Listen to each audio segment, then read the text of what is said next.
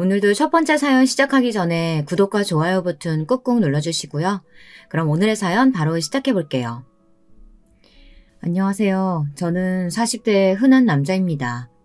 사실 흔하다는 표현을 해야 할지 뭐라고 해야 할지 잘 모르겠어서 이런 표현을 썼는데요.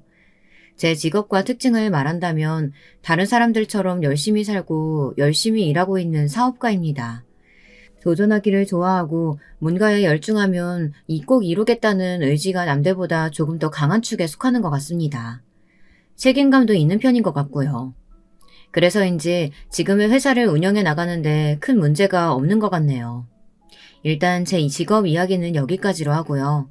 사연을 쓰게 된 계기에 대해 말씀드리고 싶은데요. 원래도 저는 이 사연 채널의 빅팬이긴 하지만 사연자로서 이 글을 쓰게 된 건 저희 가족 구성원 중 한 명 때문입니다. 왜 집집마다 문제 있는 사람들 한 명씩 있잖아요. 그리고 그거로 인해 말도 많이 나오죠. 저희 집에도 허구한 날 저를 못살게 굴었던 사람이 한 명 있거든요. 그러다 최근에 저희 장인어른께서 절 대신해서 색다른 행동을 하셨어요. 그게 이 사연을 쓰게 만들었고요. 그러니 오늘 사연은 사이다 글이라고 보셔도 될 것 같습니다. 사실 한 사람의 인생 이야기로 하기엔 드라마틱한 일도 많고 사건 갈등도 많았으니 아마 흥미로워서 끝까지 듣게 되실 텐데요. 혹여나 일이 있으시다 하더라도 주의 깊게 끝까지 들어주신다면 감사하겠습니다. 먼저 저는 꽤나 좋은 처가를 가진 사람인데요. 이것이 제 인생의 가장 커다란 복이라고 봐도 무방합니다. 왜냐하면 저는 날 때부터 부모 복이 없는 사람이었거든요.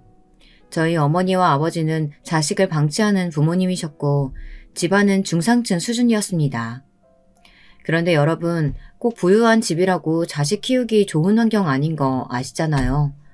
부유한 집안에서도 반항적인 자식들은 나오기 마련이고 말썽 피우는 자식도 있죠.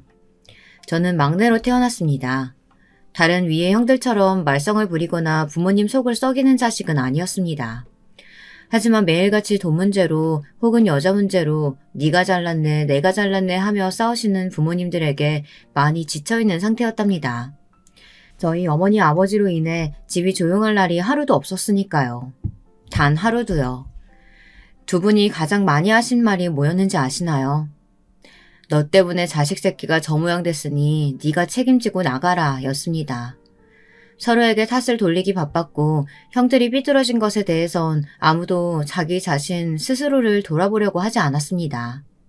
게다가 저희 아버지는 무역사업을 하시는 분이었는데요. 여자를 꽤나 밝히셨습니다. 이건 저희 할아버지 때부터 내려온 어떤 기질 같은 건데요. 저희 할아버지도 여자를 집안에 그렇게 들여 할머니 속을 문드러지게 했다고 하시더라고요.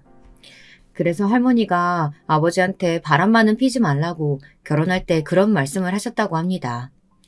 그럼에도 아버지는 그 기질을 쏙 빼닮아 이곳저곳 다니며 바람을 피우시고 다녔습니다.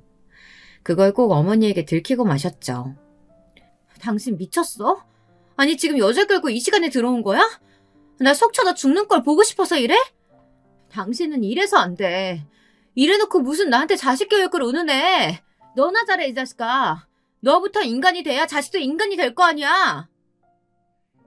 어느 날 저희 어머니가 이렇게 악에 받쳐 소리를 지르는 것에 놀라 잠에서 깨어 나가보니 아버지와 술집 여자처럼 보이는 상간녀가 술에 잔뜩 취해 우리 집안 현관에 들어와 있더라고요. 너무 놀라 우뚝 서 있는 제게 그 상간녀는 아버지가 제 칭찬을 많이 한다는 어처구니 없는 말이나 늘어놓고 있었고요. 저는 무서워 그 길로 도망가 침대 밑에 숨어버렸습니다. 너무 무서웠어요. 그 여자를 쫓아내고 나서도 어머니와 아버지의 전쟁 같은 싸움은 계속되었어요. 당연한 수순처럼 말입니다.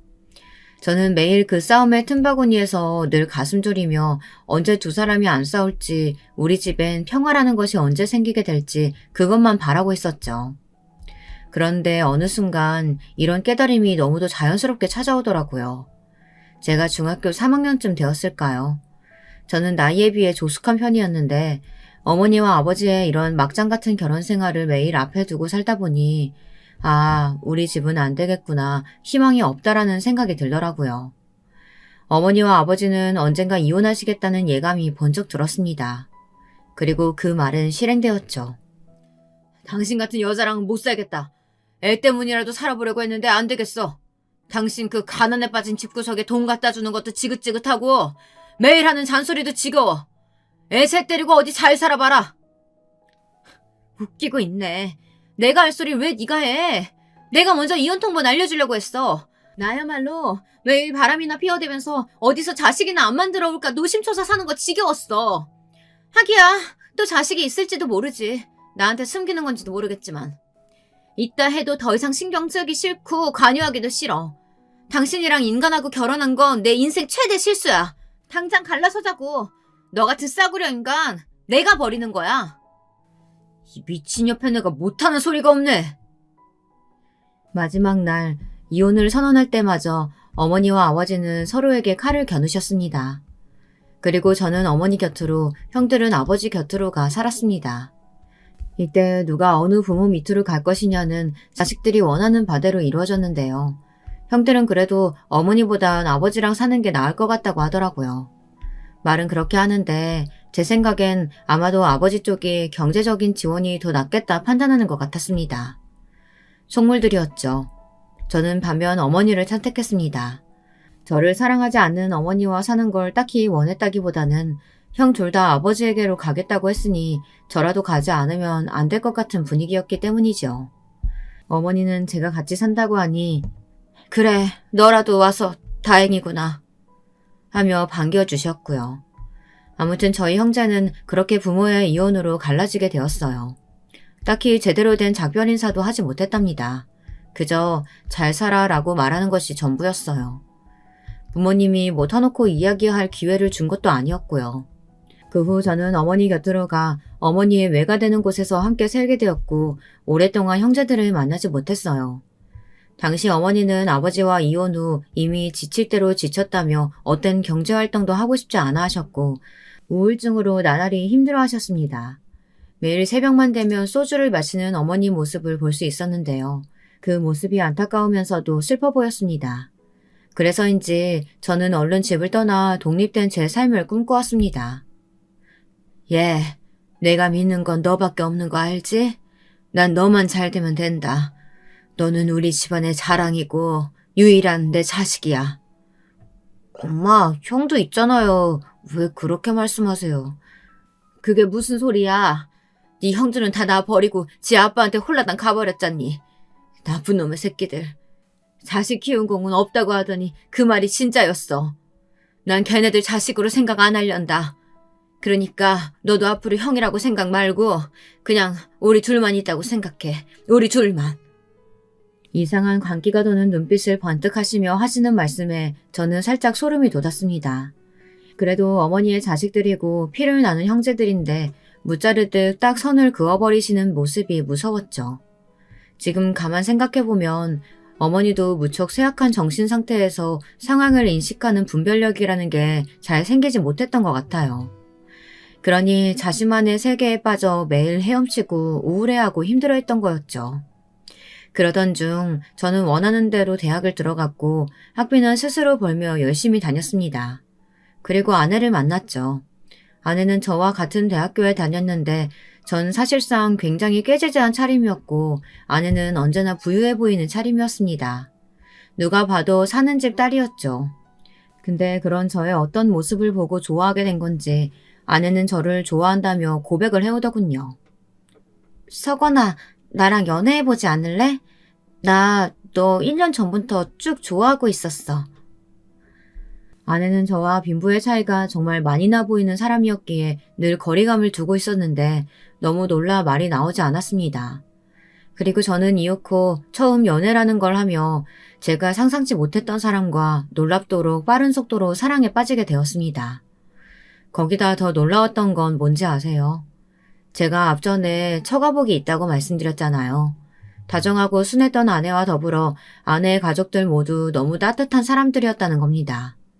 아내의 집안인 처가는 예상대로 부유하고 어딜 하나 빠질 게 없는 집안이었는데요. 가난하고 배경이 없던 저를 그저 귀하게만 대해주셨거든요. 우리는 딸이 2명인데 얘가 유달리 어렸을 때부터 결혼 안 한다는 말을 해서 걱정을 많이 했거든. 근데 어느 날부턴가 좋아하는 사람이 생겼다길래 누군지 무척 궁금했어. 혹시 이상한 논팽이 좋아하는 건 아닌가 걱정도 되고. 근데 딱 자네 같은 듬직한 사람 데리고 오니까 내가 더 안심이 된다. 우리 집에 들어와줘서 너무 고마워. 아닙니다, 장모님. 제가 부족하니 더 열심히 해서 이 사람 행복하게 만들어드릴게요. 장모님과 저의 어색한 첫인사는 이런 식이었는데 장인어른 역시 말수는 별로 없으셨지만 빙그레 웃음을 지어주시며 환영해 주었습니다. 두 분 다 젊었을 땐 농사를 지으셨는데 대대로 내려오신 땅도 많으시고 하여 이제는 사람을 쓰시고 관리 정도만 하신다고 하더라고요. 한마디로 땅 부자셨죠. 정확히 알 수는 없었으나 아내에게 들은 정도만 따져봤을 때 정말 저와 차이가 많이 나는 집이었습니다. 반면 당시 저희 어머니는 굉장히 난처한 말들을 하며 저를 괴롭게 했는데요. 저희 어머니께서 친구분과 고스톱 도박에 빠지시다 그만 본격적으로 도박의 길에 빠지게 되었습니다. 그리곤 저에게 도움을 청하셨거든요. 2천만 원이나 되는 돈을 달라며 20대 중반에 들어선 저에게 도움을 청한 것이 얼마나 부담스러운 일이었는지 모릅니다. 그러더니 제가 결혼을 한다고 하자 기대하지 않았던 결혼 비용은 고사하고 난리가 나신 겁니다. 상견례 장에서부터 장모님과 장인어른에게 대뜸 이런 말씀을 하시더라고요. 아니, 요즘은 아들이 귀하지 않다, 딸이 귀하다 이런 말들 많이 하던데 저는 옛날 사람이라 그런 거 모르고요. 우리 아들 좋은 대기업 들어가 일도 열심히 하고 선자리도 정말 많이 들어왔어요.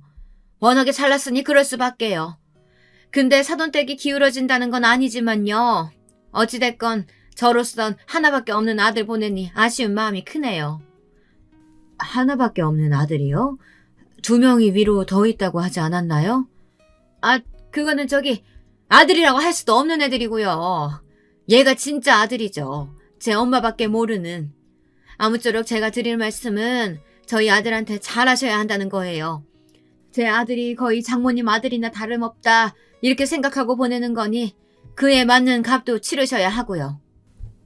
그게 무슨 말씀이신지 이해가 잘 안 가네요. 예단은 서로 안 하기로 했는데요. 네, 정말 저로서도 이해가 안 가는 말이었습니다. 사실 처가댁에서 집을 장만해줘서 들어가는 건데 그것도 부끄러울 마당에 어머니란 작자가 와서 아들 값으로 장사를 하려고 드시니까요. 상견례가 끝나고 이 일로 저는 너무 화가 나 어머니와 인연을 끊어야겠다고 생각했습니다. 장모님과 장인어른에게도 너무나 죄송하다 몇 번이나 말했죠. 무릎이라도 꿇고 싶은 심정이었습니다. 그런데 그때 아직도 잊지 못할 순간이네요. 두 분이서 저를 끌어안아 주시는 겁니다. 그러면서 하시는 말씀이 딸아이에게 들어 어느 정도 알고 있다며 고생 많았다고 하시는 거예요. 그가 너무 고생스러웠다고 들었어. 우리 딸애가 말은 많지 않아도 나는 다 알고 있었거든. 오늘 보니 우리 사이가 얼마나 힘들었을지 예상이 가네. 그간 고생 많았어.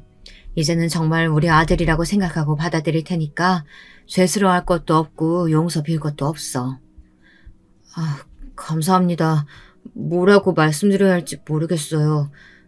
너무 감사합니다. 제가 눈물을 뚝뚝 흘리며 얼굴을 못 들고 있자 장모님이 저런 말씀으로 저를 일으켜주시는 겁니다. 장인어른 역시 따뜻한 눈길로 이 상황을 바라보고 계셨죠. 여기에 저는 내가 드디어 진짜 가정을 만났구나, 좋은 사람들을 만났구나 하고 하늘에 감사할 수밖에 없었답니다. 저희 어머니는 그 후로도 끊임없이 돈 요구를 하셨습니다. 제가 좋은 집에 장가간 걸 알게 된 이상 가만히 있을 어머니가 아니셨죠. 언제 어디서 돈이 떨어지나 기다리고 있는 사람처럼 처가댁에 무슨 행사만 있으면 참석하려 들고 저희 아내와 저 사는 집까지 들러서 반찬 핑계로 집 앞에 죽치고 앉아있더라고요. 묻는 게 지겨워 비밀번호를 알려주었더니 글쎄 일주일에 5번은 집에 와 계시고 저희 아내는 또 오죽 얼마나 괴롭히는지 모릅니다. 시집살이라고 하죠. 우리 귀한 아들 잘 대접해야 한다며 아내를 시집살이 시키려 들더군요. 우리 아들 시금치도 못 먹는데 왜 시금치 같은 걸 만들고 그러니? 살림 하나도 똑부러지게 못하면 아내로서 자격 박탈이야. 아님 너 지금 잘 사는 집에서 살았다고 유세라도 떨고 싶은 거야? 고기 반찬 만들라고 내가 몇 번이나 말했니? 어머님 그게 아니고요. 제가 저번에도 말씀드렸다시피 이희가 고기를 안 좋아해서 만든 거예요.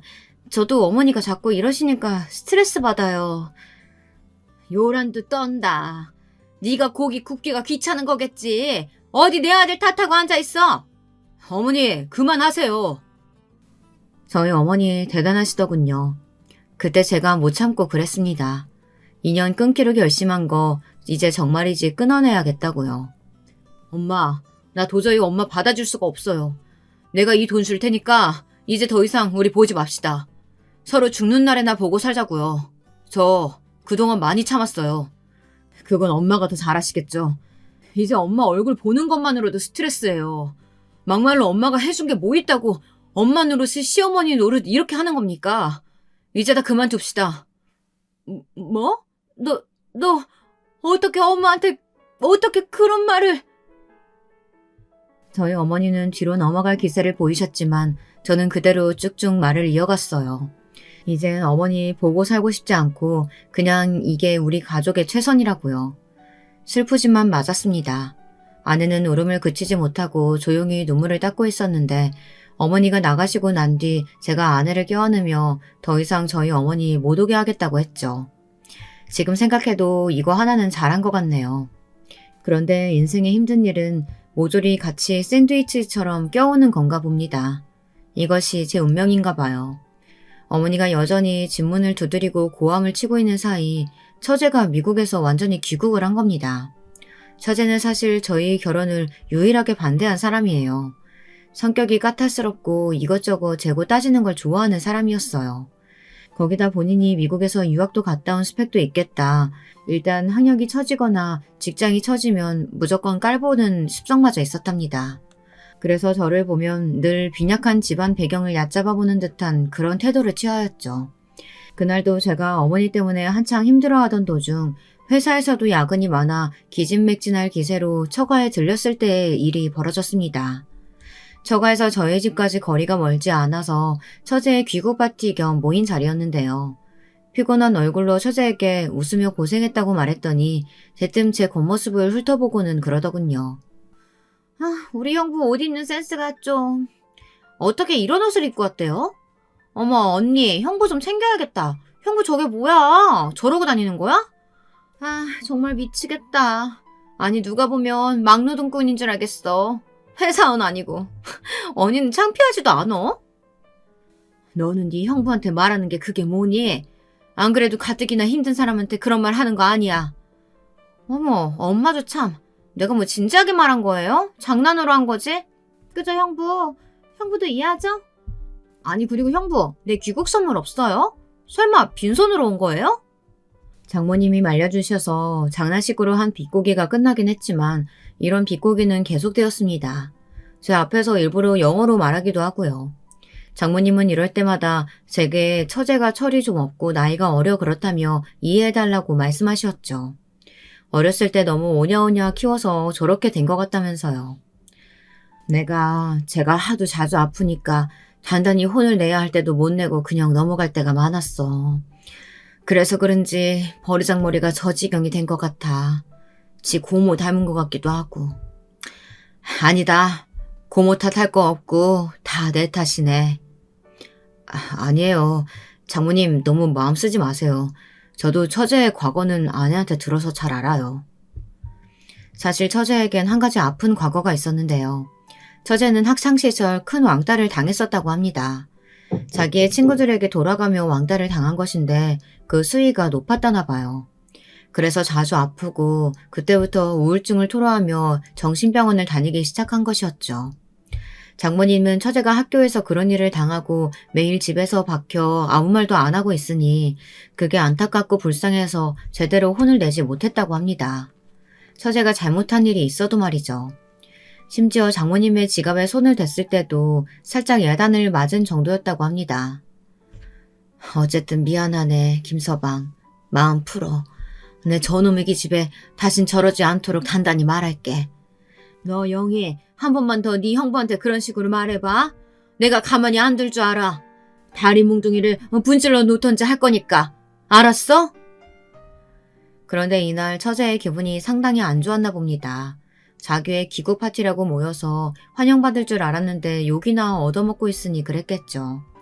하지만 엄연히 자기가 잘못한 일이지 않나요? 여러분들은 어떻게 생각하시나요? 나중에 장인어른께서도 가담하셔서 너 그러는 거 아니야. 형 보면 형부로 대해야지. 뭐 하는 태도냐 그게? 내가 너를 그렇게 가르쳤니? 네 엄마 말 맞다나. 네가 이렇게 행동하면 할수록 우리 집안 망신 주는 거밖에 안 돼. 부끄러운 줄 알아. 하고 한마디를 했는데 그런데도 불구하고 사과 한마디 안 하고 입만 삐죽이다 방으로 들어가더라고요. 그리고 이 일로 양심을 품었는지 저를 죽도록 미워하기 시작했습니다. 그야말로 말 그대로 죽도록이요. 명절날에도 조용히 저를 노려보며 혼자 궁시렁거리곤 했어요. 그런데 그걸 자세히 들어보면 제 욕이라고 하더군요. 아내를 통해 알았습니다. 아내가 제게 한숨을 푹 쉬며 여보 미안해. 집에 꼭 한 사람씩은 문제 있다고 하던데 나는 제가 커서도 저럴 줄 몰랐어. 라고 말하더군요. 처제는 참고로 우리 아내와 사이가 그렇게 좋지 않습니다. 아내의 수더분한 성격을 싫어했고 궁상맞다고 생각했어요. 예를 들어 아내가 저렴한 치약을 고르면 그거 가지고 왜 저러냐며 타박했고 화장을 안 하고 나타나면 사람들 시선을 좀 신경 쓰라느니 하는 그런 말들을 했고요. 자기와는 다른 아내를 어떠한 이해 없이 비난만 해대는 거죠. 근데 사실 저는 열등감이라고 봤습니다. 처제보다 우리 아내가 훨씬 마음씨도 외모도 이뻤거든요. 그러니 어딜 가도 사람들이 아내를 더 친근하게 생각하고 칭찬을 많이 해줬는데 처제는 반면에 사람이 뾰족하고 못된 말만 찍찍 남발하니 그게 질투가 났던 것 같더라고요. 양이 쟤는 나도 못 말려. 그래서 당신이 어머니 문제에 나서준 것처럼 나도 내 동생 문제에 노력해볼게. 그래, 근데 너무 애쓰지 마. 나도 장모님이랑 장인어른 그리고 당신이 외로 내 편 들어주고 해줘서 기분 상하지 않았으니까. 저는 정말로 그랬습니다. 그땐 처가 식구들 모두 처제 빼고 저를 응원하고 지지해줬으니 괜찮았어요. 근데 처제 한 사람이 더 딸려오니 상황이 달라지더라고요. 어느 날 처제가 30대가 넘어가더니 결혼하겠다고 남자를 한 명 데려온 겁니다. 저에겐 처제의 남편이니 동서이죠.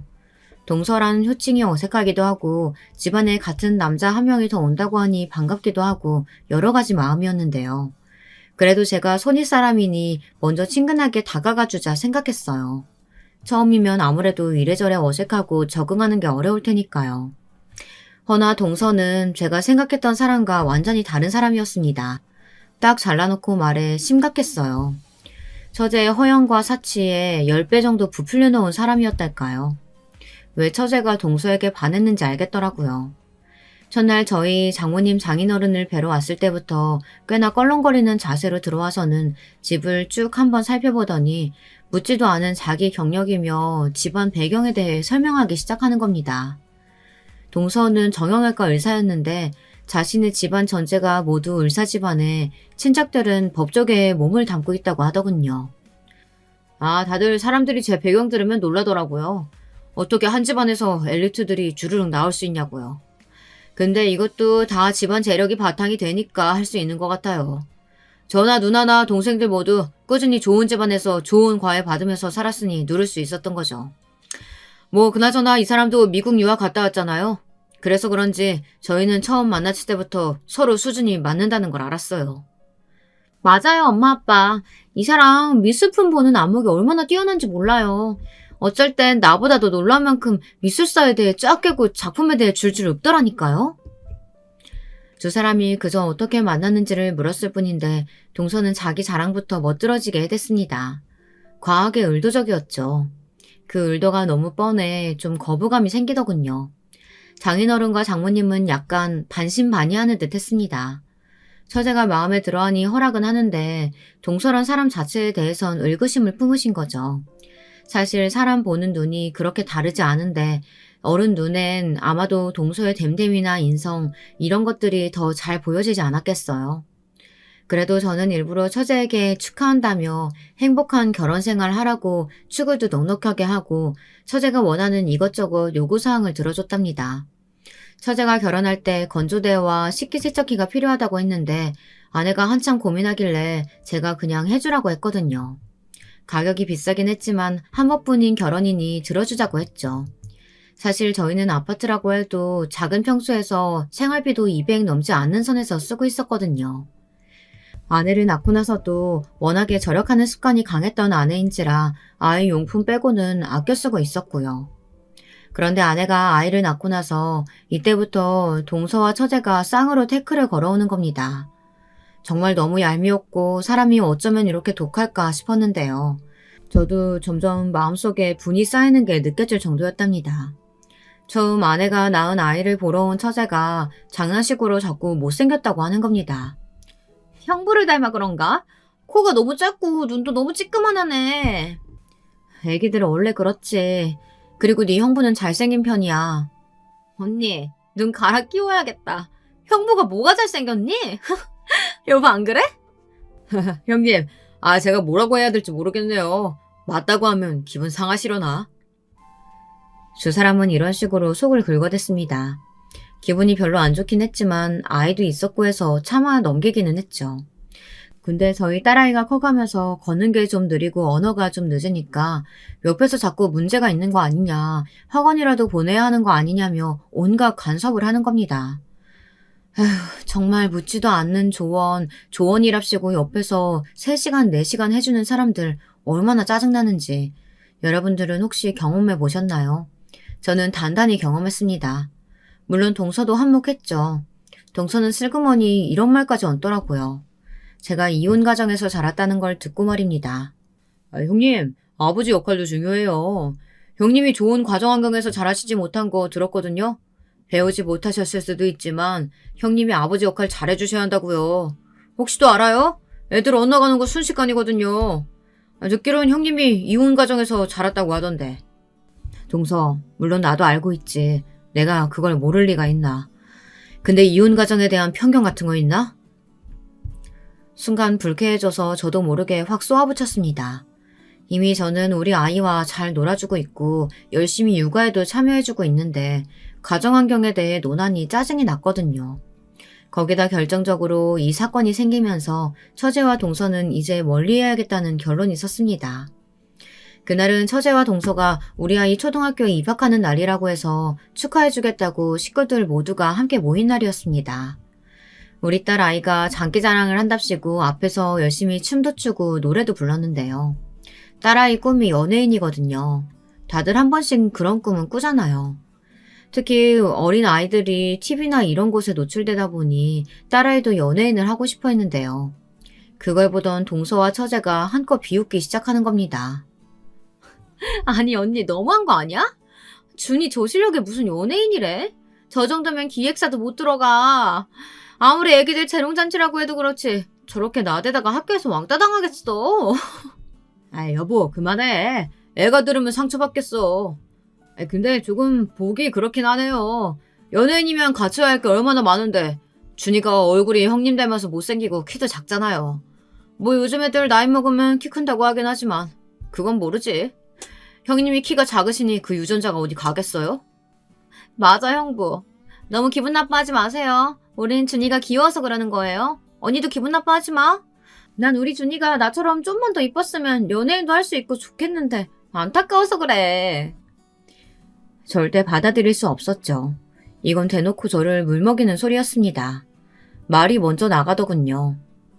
저기요 처제 동서. 지금 우리 애한테 뭐 하는 짓입니까? 어른이 되어서 이게 지금 말이 된다고 생각합니까? 잘했다고 박수 쳐주진 못할 망정 뭐가 뭐 어째요?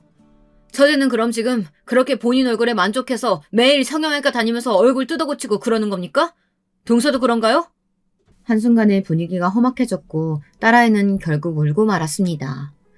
동서와 처제가 깔깔거리며 저딴 소리들을 늘어놓으니 결국은 딸애를 울리고 만 거죠. 딸애가 울면서 아빠 내가 괜히 한 것 같아. 나 춤도 못 추고 얼굴도 못생겼는데 내가 괜히 했어. 너무 창피해. 이렇게 말하는데 마음이 찢어지더라고요. 몸이 덜덜 떨리고요. 딸아이를 데리고 잠시 밖에 나갔다가 다시 한 소리 하러 들어왔더니 역시나 장모님과 장인어른이 두 사람을 호되게 야단치고 있었습니다. 영희, 너 내가 말 안 했냐? 윤서방, 자네도 이러는 거 아니지? 왜 아이한테 그런 쓸데없는 말을 해서 가슴에 멍을 만드나? 나는 인격 형성되지 않는 사람이 제일 싫어. 아무리 잘나고 사람이 쓸모가 많아도 다른 사람 함부로 비하하고 멋대로 구는 사람은 싫단 말일세. 내 말 무슨 말인지 알겠나? 그런 사람이면 그 쓸모도 쓸모 있는 게 아니야. 그냥 사람 껍데기만 뒤집어 쓰고 쓸모 있는 척 사는 거지. 장모님이 어렵게 말씀하셨지만 그것은 너무나 지당하신 말씀이셨어요. 동서는 장모님이 잔뜩 열이 올라 화를 내니 아무 말도 못하고 처제와 비슷한 얼굴로 앉아있다 가더라고요. 두 사람에게선 사과 문자 하나 없었습니다. 아내는 거기에 또 열이 받아했고요. 아내는 원체 마음이 약한 사람이라 잘 울기도 했고 또 상처도 잘 받는 만큼 여린 사람이었어요. 그 일로 동생에 대한 실망이 컸는지 두 번 다시 처제와 연락하고 싶지 않다고 전화번호까지 지워버리더군요. 저도 괜스레 마음이 아팠습니다. 딸에게 미안했고요. 하지만 전 왠지 모르게 불길한 느낌이 느꼈습니다. 이 정도에서 끝나지 않을 거라는 더 불길한 일이 일어날 것 같은 예감을요. 더군다나 당시 제게 새로운 일이 생겼는데요. 때마침 전 회사에서 힘든 나날을 보내고 있었습니다. 한 번도 그런 적이 없었는데 도저히 맞출 수 없는 상사를 만나 매일이 갈등의 연속이었습니다. 그러다가 마침 제 회사 동료였던 사람이 좋은 아이템이 있다고 하면서 회사를 나간다고 하더군요. 그리고 제게 제안을 한 거예요. 저는 이때가 아니면 더 기회가 없을 것 같아 알았다고 하고는 아내에게 동의를 얻었습니다. 여보, 동료네 쪽 아버지가 공장도 운영하시고 아이템이 꽤 괜찮아서 하고 싶은데 괜찮을까? 당신만 동의해주면 난 금방이라도 띄워주고 싶어. 우리 애한테 자랑스러운 아빠가 되고 싶어. 비록 대학도 내 돈으로 다니느라 늦게 졸업했고 회사도 늦게 들어갔고 집안 형편도 썩 넉넉하지 못하지만 내 인생만큼은 새롭게 살 수 있잖아. 우리 애한테 더 좋은 환경 만들어주고 싶어. 아내는 제 말에 알겠다며 어렵게 동의했어요. 원체 아내는 안정적인 걸 추구하는 사람이라 많이 불안했을 것인데 제 의지와 열정을 막을 수 없다고 생각했나 봅니다. 그리고 저는 그때부터 사업에 뛰어들어 정신없는 나날을 보냈습니다. 일은 생각보다 잘 풀려나갔습니다. 초창기 4년까지는 고생하고 다른 사람들 비위도 맞춰가며 회사로 돌아가고 싶은 욕구를 꾹 참으며 버티었어요. 4년에서 5년은 거의 버티었다고 보는 게 맞을 겁니다. 근데 그 버팀을 참고 견디었더니 이제서 일이 제 뜻대로 풀리기 시작하더라고요. 물론 여기에 시기 질투하는 사람은 상당했고 특히 가족 중에도 있었습니다. 일단 저희 어머니였죠. 그때 어머니가 암으로 수술을 받고 투병 중이었는데요. 그것까지 외면할 수 없어 수술비를 보태주었더니 계속해서 저를 찾아오시더군요. 놀라웠던 건 저와 인연을 끊은 줄 알았던 저희 형제들까지 저를 찾아왔다는 겁니다. 제 사업이 잘 되고 있다는 걸 들었고 자기도 숟가락을 얹고 싶다면서요. 그래도 우리가 한 뱃속에서 태어난 형제인데 이럴 때 서로 돕고 살아야지. 안 그러냐? 나는 너 한 번도 남으로 생각해 본 적 없다. 너 언제나 내 동생이었어. 네가 잘 되니까 너무 좋다. 그래서 말인데 형도 네 회사에 자리 하나 만들어주면 안 될까? 형이 사실 요즘 먹고 살기가 힘들다. 형의 말을 듣는데 문득 어린 시절의 기억이 막 스쳐 지나가더라고요. 저희 형들은 결혼식 때만 잠깐 왔지 그 이후로도 오랜 시간 본 적이 없었고 생일에도 문자를 보낸 건 저였지 형들은 제 생일이 언젠지 관심도 없었습니다. 아니, 제 인생에 관심이 없었죠. 근데 갑자기 사람이 성공이란 궤도에 올라서니 이렇게 떼거지들이 몰려와 난리가 났더라고요. 저라면 자존심이 상해 못할 것 같은 짓을 하면서 말입니다. 저는 그때 아내에게 말했어요. 여보, 우리 잘 되고 있는 거 다른 사람들 최대한 모르게 하자. 이번 일 겪고 나니 확실히 알겠어. 우리가 잘 된 게 마냥 좋은 것만은 아니라는 거. 누군가는 반드시 질투하고 깎아내릴 거야. 그도 아니면 돈 달라고 붙거나 우리 형들처럼. 그러니까 당신도 처가인 비밀로 해줘. 정 말하고 싶으면 처제 쪽엔 말하지 말아달라고 해주고. 알겠어. 당신 생각에 나도 동의해. 양이 같은 애는 아마 당신이 성공했다고 하면 배 아파 죽으려고 할 거야. 아님 뭐라도 뜯어내지 못해 안달이거나. 나도 말하지 않으려고 했어. 어차피 우리 어디 다른 데로 이사 갈 것도 아니고 그래도 이 생활 유지할 건데 뭐하러 말해. 난 이대로도 만족해. 당신이 검소한 모습 보여주니 참 고맙다. 아마 다른 여자들이었다면 명품샵 가고 싶어하고 가방도 사고 싶어하고 그랬을 텐데. 그랬더니 저희 아내는 제 말에 씩 웃더라고요. 어디 자기가 그럴 사람이냐고, 그런 돈 아까워 죽겠다고 하더군요. 차라리 그 돈 쓸 거면 제 사업에 더 투자하라고 말하면서요. 그러니 제가 아내를 사랑하지 않을 수 없었죠. 늘 한결같은 아내를 위해서라도 저는 더더욱 열심히 일했고, 형제들과 어머니에게선 연락을 딱 끊어 다신 연락하지 말라고 원포를 놓았습니다. 이건 아버지를 통해 전달했는데요. 아버지는 오랜만에 온 자식의 연락에 약간 놀라신 듯 하더니 알겠다고 어색하게 전화를 끊으시더군요. 아무쪼록 저는 이대로 지금의 평화를 이어가고 싶었답니다. 하지만 처제가 아이를 낳고 동서가 자기 개인 병원을 차려 잘되기 시작하면서 둘의 허세가 하늘을 찌르기 시작하더군요. 처제가 아이를 낳은 건 좋은 일이었으나 문제는 처제가 자꾸 저희 아이와 비교하면서 자기 애는 뭐가 더 잘났네, 더 잘났네 이런 말들을 하는 거예요. 아내는 되도록 처제의 연락을 받지 않으려고 했지만 처제는 일방적으로 전화를 해댔죠. 아내가 전화를 안 받으면 저에게까지 연락해서 언니를 바꿔달라고요. 언니, 우리 애는 벌써부터 예체능에 재능을 엄청나게 보이는 것 같아. 내가 하나를 가르쳐주면 열을 안다니까? 글쎄 어제는 피아노를 가르쳐줬는데 바이올린도 하고 싶다는 거야. 아무래도 두 개 다 가르쳐봐야겠어. 그래야 우리 애가 뭘 더 잘하는지 알 수 있지. 언니 애는 그러고 보면 참 안쓰럽다. 우리 애기처럼 다 잘해야 되는데. 얘, 그렇게 어린애한테 자꾸 뭐 배우라고 강요하고 그럼 못 써. 너 너무 어렸을 때부터 애 영어 유치원 보내고 한글도 못 되는 애가 얼마나 힘들어했어. 그거 잊었어? 괜히 스트레스 주지 말고 자유롭게 키워. 그래야 애를 알아가고 하는 거야. 매일 맘카페 같은 데 가입해서 자꾸 이상한 말만 주워듣지 말고. 어머머머, 언니 질투하는 거야? 우리 애가 너무 잘나서 그래? 참나, 언니 아무리 그래도 동생 애 질투하는 건 너무했다. 언니 애가 잘나지 못한 걸 왜 나한테 풀어? 언니도 그럼 학원 보내고 가르치고 해. 너무 안 하니까 점점 애가 이상해지잖아. 하기야 그것도 경제력이 뒷받침 돼줘야지. 형부가 시원치 않으니 언니도 하고 싶은데 못하는 거겠지? 그러길래 형부 좀 괜찮은 남자로 골라서 결혼하지 그랬어. 너 말 그만 못해? 자꾸 유치하게 나올 거야? 네 형부 벌이에 대해 네가 뭘 안다고 함부로 짓거려. 내가 왜 몰라. 형부 벌이로 언니 식구 겨우 먹고 살잖아. 우리 남편 의사야. 의사 월급이 얼만진 알아? 가늠이나 돼? 개인 병원까지 떡하니 차려줘서 잘 나가는 의사 남편이니 나는 아무 걱정이 없어요. 그리고 언니가 뭘 알아? 원래 애는 여기 서울 아줌마들이랑 계속 정보 주고받으면서 키우는 거야. 나중에 두고 보자고. 알게 되겠지. 부모 경제력에 따라 애 수준도 어떻게 차이가 나는지. 원래 애도 부모 수준 따라가는 거거든. 아내의 말에 발끈한 처제는 이렇게 다다다 악질적인 말을 쏘아붙였습니다. 그러면서 자기네는 부유한 경제력이 뒷받침되니 이런저런 과외도 시키고 학원도 보낼 수 있다며 저희를 안타까워하더군요. 아내는 여기에 하고 싶은 말이 많은 얼굴이었지만 제 얼굴을 보고 한번 참는 듯 했습니다. 제가 처제네 쪽엔 항거하라는 약속을 지키려고요. 솔직히 저도 그 말을 듣고 인간으로서 화가 나지 않은 건 아니었습니다. 너무 비인간적인 말이잖아요. 그런데 저는 그냥 무시해버렸어요. 어차피 제가 동서보다 버는 돈이 훨씬 많고 처제가 말한 그 수준 차이는 이미 어마어마할 테니까요. 그리고 저와 아내는 이미 아이가 원할 때 나중에 유학을 보내주기 위해 다 결정을 해놓은 상태였어요. 그 때문에 더 그런 말들에 발끈하지 않았습니다. 사실 열등감이 있고 자격지심이 있는 사람들이 발끈하고 곱씹고 힘들어하는 거지 저희는 이미 충분히 행복하고 다 갖춰져 있었습니다.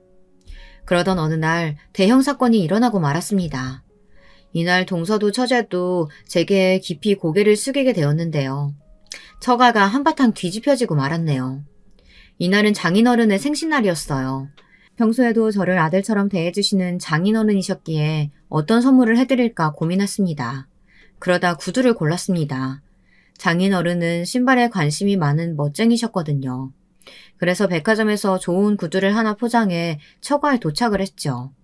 마침 처제와 동서도 함께 와 있었는데 어쩐지 두 사람의 어깨가 바짝 올라가 있었습니다. 아, 형님 왔어요? 저희 먼저 도착해 있었어요. 차가 많이 막히셨나 봐요. 처음엔 이렇게 동서가 살갑게 굴더라고요. 원래는 본체 완체하던 동서가 웬일로 저러나 싶었습니다. 처제 역시 오늘따라 저를 보고는 아무 말도 않더라고요. 평소 같았으면 형부 오늘 너무 피곤해 보이신다. 다크서클이 한가득이에요.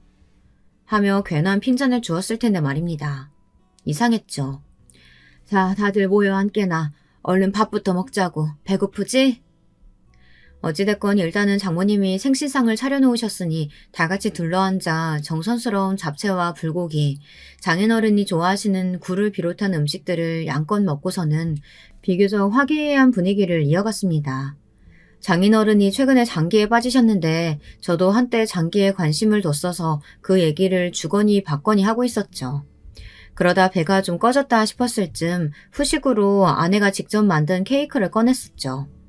우리 아내는 워낙 솜씨가 좋아 베이킹도 직접 할 수 있었거든요. 아내가 만든 케이크에 적힌 정성스러운 문구, 사랑하는 아빠 오래오래 행복하게 사세요 라는 문구를 보고는 장인어른께서 감동스러운 눈물을 지으셨습니다. 아이고, 우리 딸이 역시 최고네. 고맙다, 고마워. 장인어른, 이거는 제 선물입니다. 장인어른께서 이 브랜드 구두 좋아하시잖아요. 신고 친구분들께 자랑도 하시고 좋은 곳도 많이 다니세요. 제가 구두를 선물해드린 이유는 사실 장인어른이 신발에 관심이 많기도 했지만 장모님과 해외여행을 계획 중이라고 들었거든요. 그래서 유럽이나 그런 경치 좋은 곳을 간다면 이 구두를 신고 사진을 멋들어지게 찍는 것도 좋은 추억이 될 것 같아 선물해 드린 거였습니다. 장인어른은 예상대로 너무나 좋아하셨어요. 반짝거리는 구두가 너무 마음에 든다며 해외여행 가실 때 꼭 가져갈 거라고 몇 번이나 말씀하시더군요.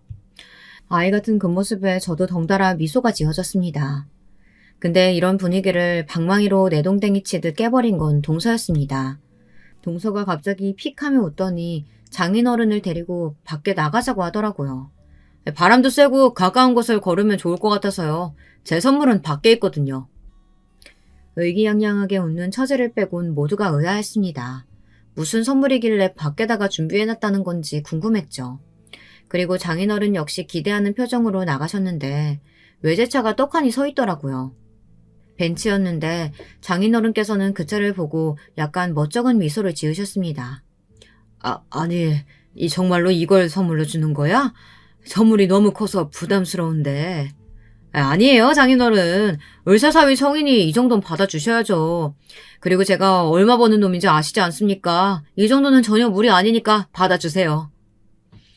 동서는 저를 보며 장인어른에게 그렇게 말하더군요. 이상하죠. 선물은 장인어른에게 주면서 저를 보고 말하더군요. 그리고 장인어른이 고맙다고 하는 말을 듣고서는 동서는 흐뭇하게 웃더니 갑자기 저에게 다가와 귓속말로 그러더군요. 지금 생각해도 정말 폭탄 발언이었는데요. 형님, 그것도 선물이라고 준비했어요? 하여튼 구질구질한 건 알아줘야 한다니까. 형님 아무리 못해도 제 수준은 맞춰오셨어야죠. 저희 안사람한테 못 들으셨어요? 구두가 뭡니까 구두가. 빈털털이 자랑하는 것도 아니고. 단번에 인상이 찌푸려지고 그 핏덩어리 같은 놈이 뭐하는 짓인가 싶어 동서를 노려보았습니다. 문제는 그 귓속말이 무척이나 컸다는 점이고 그것을 뒤에 있던 장인어른이 들으셨다는 겁니다. 장인어른은 손에 쥐고 있던 차키를 그 자리에서 곧바로 동서에게 집어던졌습니다. 그러더니 제 정체를 밝혀버리셨죠. 뭐라고? 자네 지금 뭐라 했나? 빈털털이? 이거 큰일 났구만. 자넨 겨우 을사겠지만 자네 앞에 있는 우리 김서방은 아마 몇십억 대의 자산을 만든 사람이야. 증거가 필요하겠지? 자, 이게 바로 우리 김성환 건물이네. 여기 있는 회사 보이나? 자, 명함도 보여주지. 직함도 보이지? 자네 형님이란 사람이 이 큰 회사를 운영하는 사람이야. 이제 네 분수 좀 알겠어? 동서는 제 회사 명함을 보자마자 그야말로 쓰러질 듯한 표정이 되어 저를 쳐다보았습니다. 아마도 놀랐을 거예요. 사실 제 회사가 의료계와 연관이 되어 있는 회사이고 의사가 아니더라도 모를 수 없는 회사였거든요. 그러니 더더욱 놀란 동서는 넙죽 엎드릴 기세로 처제와 저를 번갈아 보더군요. 처제도 너무 놀라 제 아내를 쳐다보고 있었고요. 아내는 처제를 일부러 외면하고 있었습니다. 언니 진짜야? 형부가 정말로 저런 위치의 사람이라고? 말도 안 돼. 그럼 왜 말 안 한 건데? 왜 속인 건데? 속이다니 뭘 속여. 내가 너한테 왜 속속들이 우리 집 사정을 말해야 하는데? 난 처음부터 너를 말할 가치도 없는 사람이라고 생각했어. 넌 우리 가족에게 믿을 수 없는 사람이었다고. 누가 너를 이렇게 만들었니? 영희야, 이젠 제발 정신 좀 차려라. 병원 망해가는 거 모를 줄 알아? 우리 다 알고 있어. 여기에서 아내의 말에 동서는 정말로 무릎을 털썩 꿇어버리더군요. 아마 동서는 모를 거라고 생각했지만 저희는 모두 알고 있었거든요. 동서의 병원이 망해가고 있고 불친절한 진료로 소문이 안 좋게나 적자를 보고 있다는 것을요. 그런데도 무리해서 외제차를 선물해 저를 무시하려 했던 동서를 어떻게 생각해야 할까요? 여러분은 어떻게 생각하시나요? 저는 이미 저를 대신해 그들을 짓밟아주고 있는 아내를 보니 그만하면 됐다 싶어 아무 말도 않고 지켜보고 있었습니다. 그런데 여기서 장인어른이 통쾌한 한 방을 날리셔 마무리를 지으시더라고요. 그리고 자네가 선물한 이 차 도로 가져가게.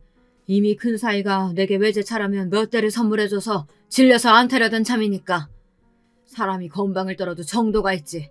어디선 이런 말도 안 되는 시건방을 떨어? 자넨 이 기회에 단단히 알게나.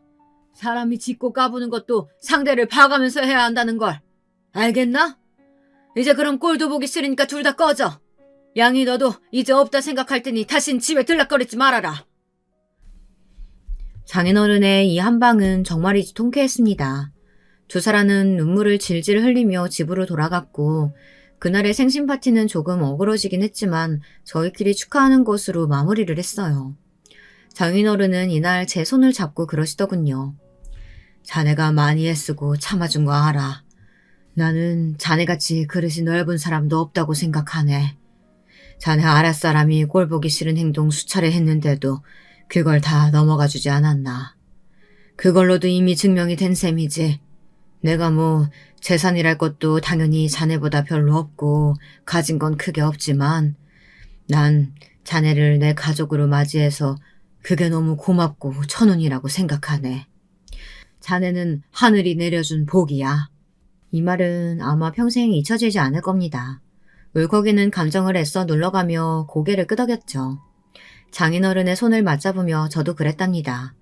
앞으로 남은 날 효도도 많이 하고 있는 힘을 다해 도움이 되어드리겠다고요. 돈을 많이 벌어도 행복하지 못한 사람들 제 주변에도 참 많습니다. 고급 아파트에 살아도 불평하고 불만하고 삶이 불공평하다고 말하죠. 하지만 행복이란 건 별거 없는 것 같아요. 제겐 그게 가족과 같은 말이거든요. 어린 시절 갖지 못했던 가족을 이렇게 처가를 통해 얻었으니 더 바랄 게 있겠나요? 저는 지금 이 상태로 충분히 만족한답니다. 지금까지 사연 들어주신 분들 모두 가족을 소중히 생각하는 마음으로 오늘 하루 잘 마무리하셨으면 좋겠습니다. 사랑합니다. 여러분, 두 번째 사연 시작하기 전에 좋아요와 구독 꼭 눌러주실 거죠? 그럼 두 번째 사연 바로 시작합니다. 안녕하세요. 저는 평범하고 특색 없는 여자 사연자입니다. 그리고 제가 겪었던 기가 막히고 코가 막히는 이야기를 사연으로 써볼까 합니다. 다름 아니고 시댁 쪽의 이야기를 하고 싶어요. 결혼 당시에 시부모님은 별거 중이셨습니다. 시아버지께서는 시댁의 옛날 집이라는 지방에 내려가 계셨고 시댁에는 시어머니 혼자 기거하고 계셨죠. 그렇게 된 지 약 1년이라는 얘기를 당시에 들었었어요. 시부모님 두 분의 사이가 소원해진 것은 그보다도 훨씬 오래되었다고 했었고요. 요즘에 황혼 이혼이 꽤 많다잖아. 충분히 그럴 수도 있지. 이혼이 아니라 별거를 하시는 거면 더욱 신중하신 분들일 수도 있어. 저는 그리 여기면서 시부모님의 별거를 예사로 받아들였더랍니다. 참고로 남편이랑 연애를 정확히 1년 3개월 하고서 결혼식을 올렸는데 연애를 하는 동안에는 서로의 집안에 대해 많은 대화를 나누지 않았습니다. 서로의 관계에만 충실했던 것 같아요. 저는 친정 식구들에게 남편하고 진지하게 만나는 사이이며 결혼까지 생각하고 있다고 말을 진작에 전달했었고요. 친정 식구들은 그러냐면서 좋게 잘 만나보라고 한 게 다였습니다. 꼬치꼬치 캐묻거나 깊이 관여를 하지 않았어요. 저의 경우가 이러했기에 남편 쪽도 비슷하거나 마찬가지일 거라고 여겼더랬죠. 그런데 알고 보니까 남편은 아예 자기 집안 식구들에게 결혼을 전제로 만나고 있는 여자친구가 있다는 이야기를 꺼내지 않았더군요. 결혼 약속을 하고 나서 이제 진행을 해보자고 이야기가 나오고 나서야 남편은 시댁 식구들에게 저의 존재를 알렸어요. 그래서 저를 굉장히 낯설고 갑작스러운 존재로 받아들이셨고요. 이 시기에 저의 신경을 긁었던 사람이 바로 남편의 여동생입니다. 저에게는 시누이였던 이 인간은 저보다 한 살이 더 많았어요. 시누이에게 처음부터 대뜸 호칭을 아가씨라고 하기에는 너무 민망하잖아요. 저나 시누이나 많은 나이도 아니었고 둘 다 20대였는데 그 정도까지 격식을 차리면서 처음부터 그러는 건 아닌 것 같아서 저는 그냥 시누이를 언니라고 칭하며 불렀었습니다. 남편이 연애 기간 동안 자기 가족 이야기를 워낙 안 했었기 때문에 저도 시누이가 어떤 인물인지 전혀 몰랐어요. 정보가 없는 상태에서 처음 대면했었는데 왠지 불길한 예감이 들었습니다. 시어머니한테 자꾸만 몸을 기울이면서 속닥속닥거리는 모습이 솔직히 좋게 보이지는 않았기 때문이지요. 뻔히 이 집안의 예비 며느리가 되겠답시고 인사를 온 당사자가 바로 눈앞에서 보고 있는 상황인데도 굳이 귓속말을 자꾸 해가면서 저를 흘겨보는 것은 별로 달가운 행위가 아니었거든요. 아까부터 왜 자꾸만 저러지? 여자끼리 신경전을 부리는 거야? 아니면 벌써부터 시어머니랑 시누이 연합으로 시자 들어가는 사람들끼리 나를 배척하겠다는 거야? 뭐야, 진짜로? 기분이 나쁘기는 했지만 그것 가지고 꼬투리를 잡을 것까진 못 되었기에 저는 어색하게 미소만 지었더랍니다. 꽂아 놓은 보릿자루 신세로 말이죠. 진솔 씨는 사람이 엄청 소박한가 봐. 그거 팔찌 유행이 한참 지난 디자인인데도 끼고 다니는 거 보면 결혼해서 사치는 안 부리겠어. 그치 엄마? 저를 보면서 재미있는 듯 웃더니 시어머니한테 자꾸 저런 식으로 말을 걸더군요. 그러면 시어머니는 대충 맞장구를 쳐주었습니다. 웬만하면 예비 며느리의 편을 들어주실 법도 하건만 당신의 딸에게 무조건 분위기를 맞춰주시는 시어머니의 모습을 보면서 왠지 싸한 기분이 들었어요. 그런데 진솔 씨는 우리 오빠보다 학벌도 뒤처지고 직업도 뒤처지는데 어쩌면 우리 오빠 같은 사람을 만날 수 있었을까? 내가 보기에는 외모가 비결인 것 같지도 않고 짐작하기 어려운 다른 이유로 우리 오빠의 마음을 단단히 사로잡았나 봐요. 꼭 가지고 있는 조건들이 맞아야지만 사람 간의 대화가 되고 마음이 통하는 건 아니죠. 특히 남녀 관계에 있어서는요. 시누이의 깐죽거림에 제가 무뚝뚝하게 받아쳤습니다. 첫 만남부터 이제 인사하고 알게 된 지 단 2시간 만에 싸가지 없이 말을 아무렇게나 틱틱 뱉는 시누이가 저는 마음에 차지 않았습니다. 제가 무덤덤하게 대답을 하면서 표정은 은은하게 미소만 짓고 있으니까 나중에는 시누이가 자기가 첫 만남부터 저를 완전히 이겨먹기에는 글렀다고 느낀 것인지 혼자 입술을 삐죽거리면서 내키지 않는다는 표정을 짓고 있더군요.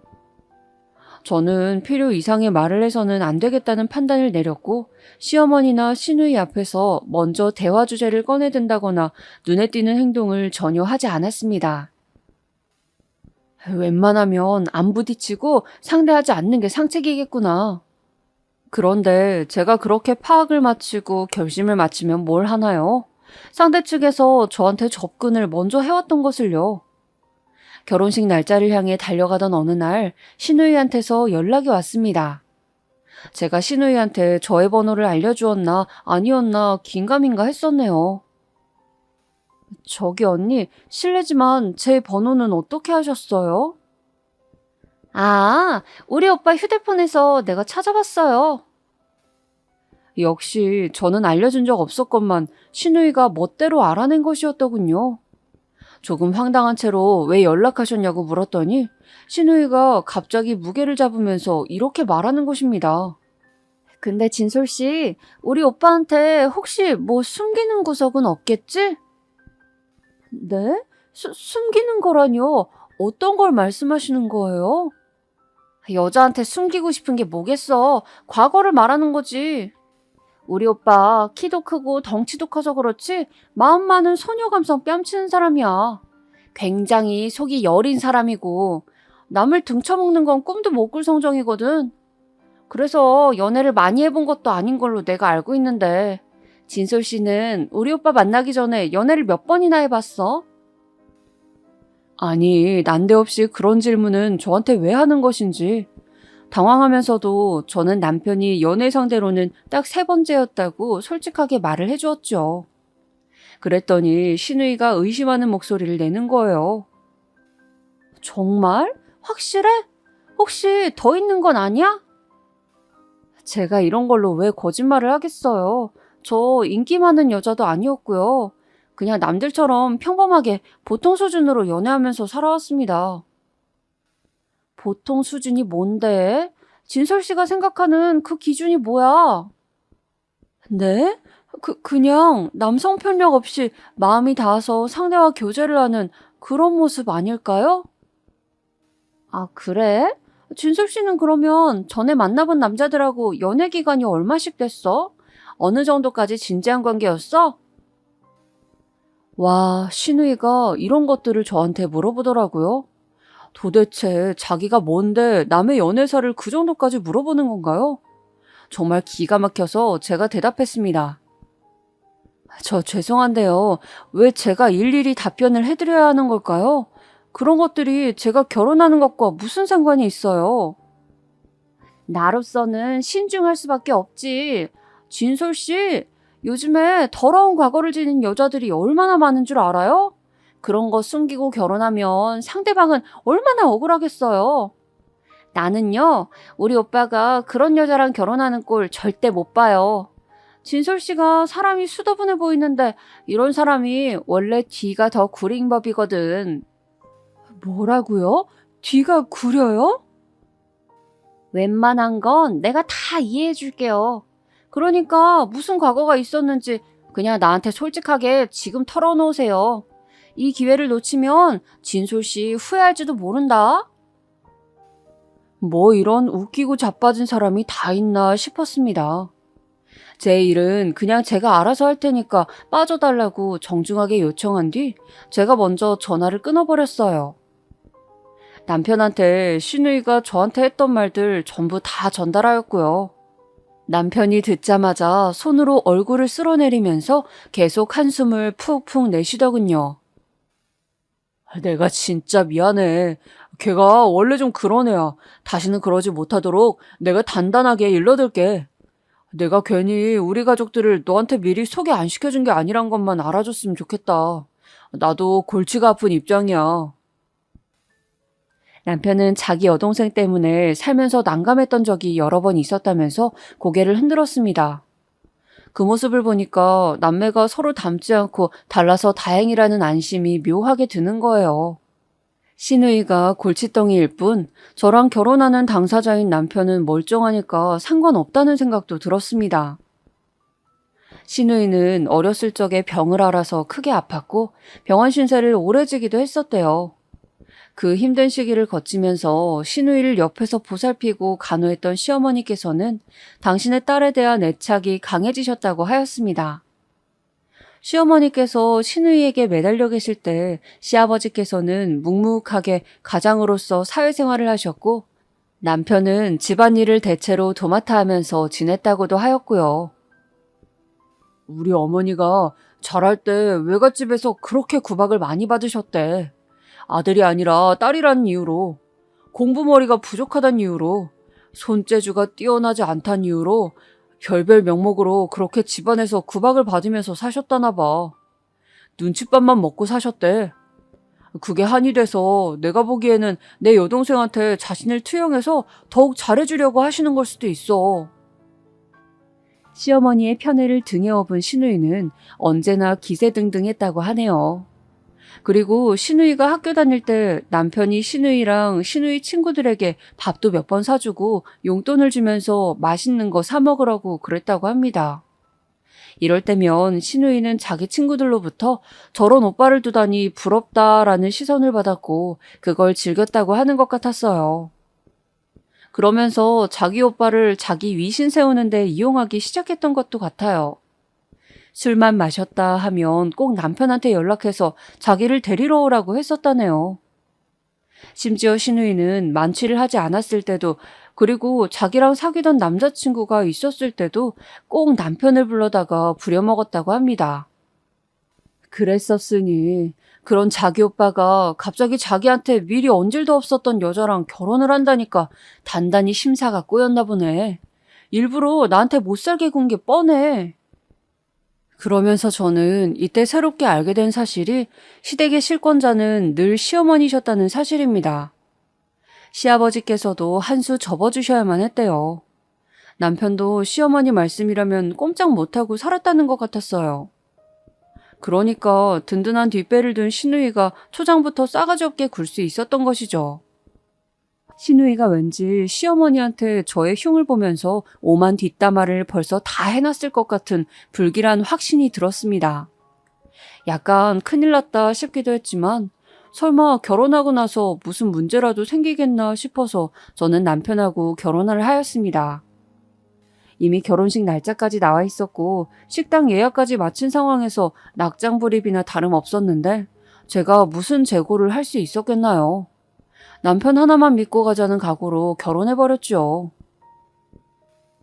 아유, 우리 딸이 언제 이렇게 다 커서 시집을 가게 됐대? 너희 아빠가 살아계셨더라면 지금 너의 이 모습을 누구보다도 어여쁘게 봐줬을 텐데 이렇게 좋은 날을 나만 누리다니. 웨딩드레스 차림의 저를 보면서 친정엄마는 눈물을 훔치셨습니다. 그런 친정엄마를 담담하게 달래는 것은 제 친정오빠의 몫이었죠. 이렇게 행복한 날에 울지 말라면서 저 대신 친정엄마를 성의껏 달래고 진정시켜 드리더군요. 저는 친정아빠가 돌아가시고 안 계세요. 저 중학교 올라가자마자 얼마 안 돼서 생각하기도 싫은 강도 사건에 휘말려서 세상을 뜨셨습니다. 하루아침에 가장을 잃어버린 저희 가족은 그 후로 많이 방황했었어요.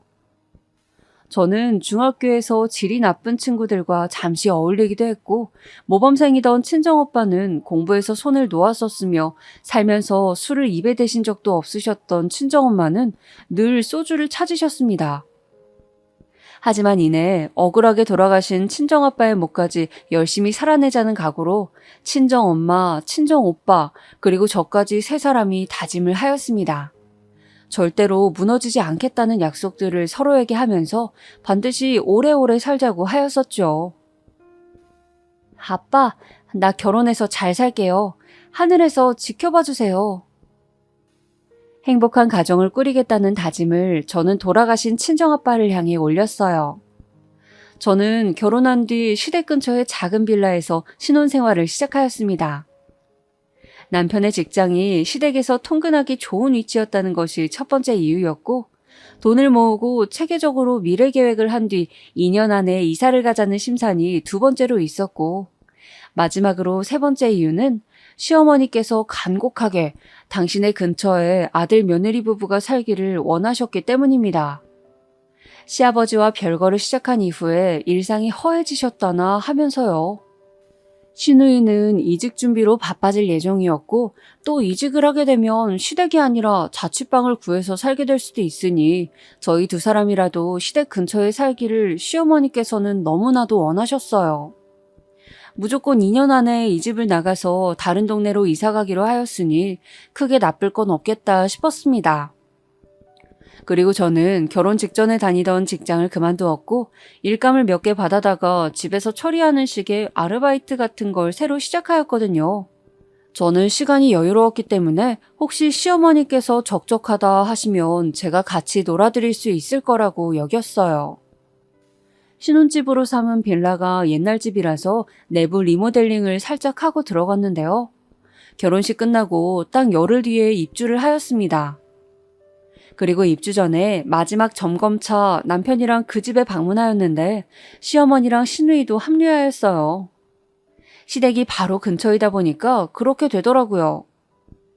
시어머니께서는 베란다에서 바깥 풍경 보시면서 여기 동네에 관한 이모저모를 늘어놓으셨고 옆에서 남편이 대화를 주거니 받거니 하고 있었습니다. 그러는 사이에 저는 집안 곳곳을 꼼꼼하게 살피고 있었고요. 그때 신우이가 저 들으랍시고 혼잣말을 크게 하였습니다. 색깔 배치가 왜 이래? 무슨 할머니 할아버지가 새로 이사가는 집 같네? 와, 요즘 나오는 건데도 수도꼭지가 이렇게 옛날 모양이야? 너무 신기하네. 저 방만 벽지 색깔 다른 거 진짜 촌스럽다. 화장실 문고리는 또 왜 저런 모양이래? 아휴, 나 같으면 당장 바꿨다. 자꾸 이런 말들을 중얼거리면서 집안을 활보하는데 저도 모르게 주먹이 불끈 쥐어지더군요. 기어이 신우가 저를 보면서 아예 대놓고 진솔 씨는 미적 감각이 좀 떨어지는 사람 같아. 하긴 옷차림새며 꾸미고 다니는 것만 봐도 알 것 같긴 해.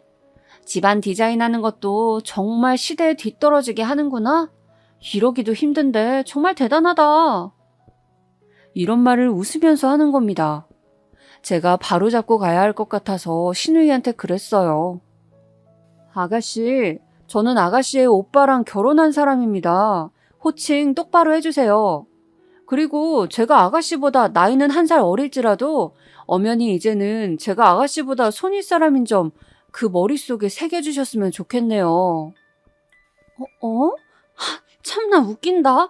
그럼 내가 뭐라고 불러야 되는데? 모르셔서 묻는 거예요? 당연히 저한테 새언니라고 불러주셔야죠. 반말 찍찍 날리는 것도 그만해 주시고요.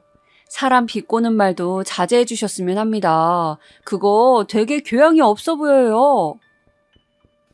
그랬더니 신우이가 화들짝 놀라더니 이내 얼굴에 열이 오르는 게 보였습니다. 얼굴이 화끈거릴 만큼 순간적으로 수치심이라도 들었었나 보죠. 저는 그런 신우이를 무시한 채 다른 방을 둘러보러 걸음을 옮겼습니다. 잠시 후 저의 뒤를 따라온 신우이가 얼굴에 화가 잔뜩 묻은 채로 떠들어댔어요. 내가 너 우리 오빠랑 결혼한다고 처음 인사 왔을 때부터 어딘가 별로라고 느꼈어. 내가 사람 써서 너 뒤 구린 게 있는지 싹 다 밝혀내려고 할 거야.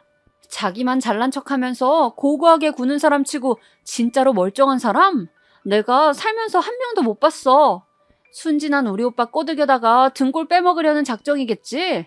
너 구린 구석이 있나 밝혀지면 그때 한번 보자고. 사기 결혼 반드시 내가 취소시킬 테니까.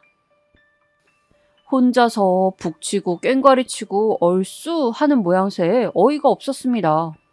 무슨 망상증에 걸린 환자라도 보는 줄 알았어요. 제가 대단한 인물도 아니건만 자꾸 뒤가 구린 게 있다고 믿으면서 헛소리하는 게 짜증스럽기도 하였고요. 열받아서 저도 신우이에게 한 방 날려줬죠. 자꾸만 이상한 추측을 하시는데 그러는 아가씨야말로 진짜 과거가 더러우신 거 아닌가요? 내 과거가 더럽다니? 너 그게 무슨 소리야? 그렇잖아요. 자기가 떳떳한 영역에는 신경을 안 쓰게 되어 있거든요. 그런데 자꾸 아가씨가 과거가 있다느니 어쩌느니 하시니까 저로서는 의심이 갈 수밖에 없네요. 아가씨가 옛날에 이상하게 사셨기 때문에 지금 저한테 이렇게 구시는 게 아닐까 싶어져요. 속된 말로 먼 눈에는 뭐밖에 안 보인다고도 하잖아요. 제 말이 끝나기가 무섭게 신우이는 저의 머리채를 잡았습니다. 제가 놀라서 비명을 지르자 남편이 달려왔어요. 무슨 일이냐고 묻는 남편 앞에서 엄청난 연기력을 발휘한 신우이가 갑자기 울음을 터뜨렸습니다.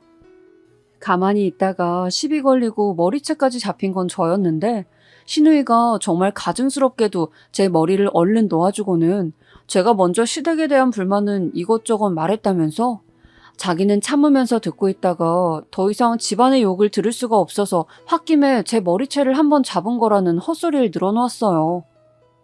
신우이의 모습을 보면서 저는 기가 막혔습니다. 사람이 뻔뻔한 것도 유분수지 저 정도면 정신병이 있는 사람은 아닐까 싶었네요. 이건 말도 안 되는 상황에 변명하기도 싫어서 저는 고개를 휙 돌려버렸어요. 그런데 남편이 그런 저를 책망하긴커녕 신우이한테 제발 좀 가만히 있으라며 잔소리를 하는 겁니다. 그래, 내 배우자만 저렇게 내 편이면 됐지. 신우이가 열심히 신우이 짓을 해봤자 나한테는 별 영향도 없어. 혼자 지랄하든지 말든지 알아서 하라고 해. 저는 남편의 태도에 안심이 되었는데 그런 저를 보면서 시누이가 억울해 죽겠다는 얼굴로 눈을 크게 부라리더군요. 그리고는 집을 나서기 전부터 아주 시어머니한테 찰싹 달라붙어서 이런저런 얘기를 떠드는 모습이 보였습니다. 시어머니께서 저를 슬쩍 바라보시는 눈길이 심상치 않았어요. 분명 시누이가 온갖 양념을 친 저의 험담을 시어머니께 전한 것이 틀림없었습니다. 괜히 찜찜해서 골머리를 앓으며 집으로 돌아온 저는 옷을 갈아입고 가지고 나갔던 가방 안을 정리하다가 고개를 갸웃거렸습니다. 분명히 가방 안에 들어있던 제 브로치가 안 보이더라고요.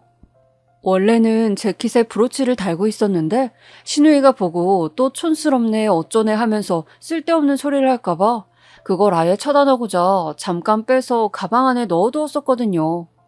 남편한테 연락해서 혹시 차에 제 브로치 있냐고 물어보니까 그런 건 못 봤다고 했습니다. 아무래도 신혼집에 흘린 모양이었죠. 남편이 리모델링 업자분들께 연락해서 브로치를 보거든 수납장에 넣어달라고 하였어요. 하지만 다시 그 집에 가보았을 때도 브로치를 찾지 못했고 업자분들도 못 봤다고 하셨습니다. 어라? 정말 이상하다. 그럼 그게 어디로 갔지? 따로 흘릴 때는 절대로 없는데 발이 달려서 도망간 것도 아니고 누가 내 가방 안에서 그걸 보고 훔쳐간 것도 아닌데 그게 어디로 갔냔 말이야. 내가 아끼던 브로치였는데. 너무 속상했지만 찾을 길도 없어서 그대로 아끼던 브로치와는 영영 작별이었죠. 그런데 그때로부터 2주 정도가 흘렀을 때 제가 시댁에 방문했을 때였습니다. 결혼하고 나서 왠지 느끼고 있는 바였지만 시어머니께서 미묘하게 저한테 쌀쌀맞으셨어요. 너는 그럼 하루에 일하는 시간이 그것밖에 안 되니? 남는 시간에 여기 와서 나한테 반찬 만드는 거나 좀 배웠으면 하는구나. 너 저번에 요리하는 거 보니까 영 못 쓰겠더라. 그래가지고 무슨 부엌 살림을 하겠다는 건지. 아, 네 어머님 그렇게 할게요. 퉁명스레 말씀하시니까 저는 영문도 모르고 눈치만 계속 살폈죠. 제가 뭘 잘못하기라도 했나 아니면 시어머니께서 원래 저러신 분인가 추측을 하는 와중에 저는 내심 시누이가 안 좋은 얘기를 다 떠들어 놓았구나 싶었습니다.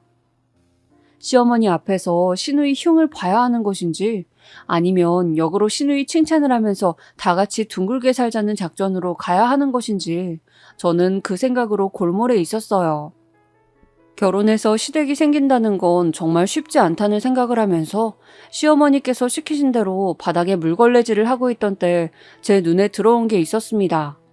옷방 구석에 가지런히 걸려있던 시어머니의 스카프들 중에서 한 개에 브로치 장식이 달려있는 거예요. 가까이 가서 살펴보니까 그것은 스카프에 아예 박혀있는 게 아니라 따로 꽂아서 스카프에 매듭을 지은 모양새였습니다. 저는 홀린 듯이 그 브로치를 빼내어 살펴봤죠. 그랬더니만 뭐야 이거? 혹시 내 브로치 아니야? 내가 잃어버린 브로치랑 똑같이 생겼잖아. 스카프에 매듭을 짓고 있었던 건 다름 아닌 저의 브로치였어요. 제가 잃어버린 것과 완벽히 일치해 보였습니다. 너무 갑작스러운 상황에 놀라서 어쩔 줄을 모르고 있던 때에 시어머니께서 다가오셨어요.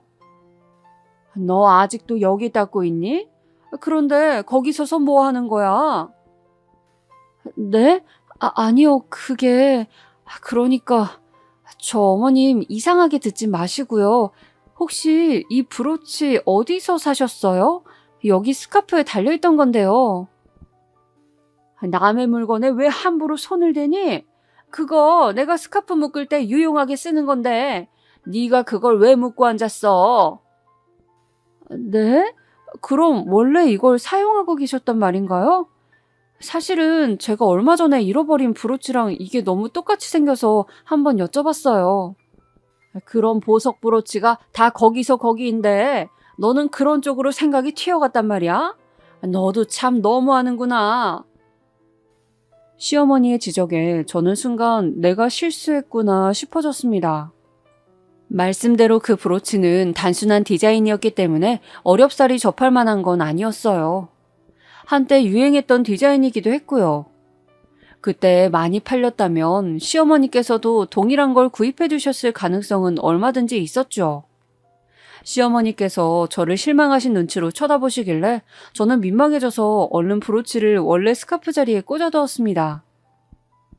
저는 그걸 황당한 우연이라고 여기며 넘겼습니다. 그 동네에 적응을 해가면서 이곳저곳 단골 삼을 만한 가게들도 많이 알아놓았고요. 남편하고도 무탈하게 잘 지냈고 하는 일도 적당해서 좋았습니다. 문제가 있다면 시어머니와 시누이였죠. 그 두 사람은 완벽한 연합작전으로 저를 배척하고 있는 것이 분명하였어요. 시누이가 저에게 막말을 쏟아내면 시어머니께서는 말리시거나 혼내시진 않고 너무 그러지 말고 앞으로 친하게 지낼 생각만 해라는 식으로 훈수만 두셨습니다. 학교에서 동급생한테 얻어터진 아이한테 선생님이 때린 친구랑 둘이 화해하고 앞으로 사이좋게 지내라 라고 불합리한 조치를 내리는 것과 같은 이치였죠. 저는 그 두 사람한테 당할 때마다 슬슬 약이 올랐지만 그 중에서도 압권이었던 것은 시어머니의 고단수였습니다. 우리 진솔이는 이름 따라 진솔해서 사람이 참 올고다 보여.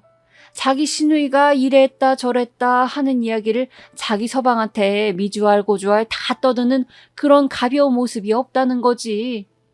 온종일 힘들게 일하고 집에 들어온 자기 서방한테 쓰잘데기 없는 이야기를 늘어놓는 부인만큼이나 애물단지는 또 없다.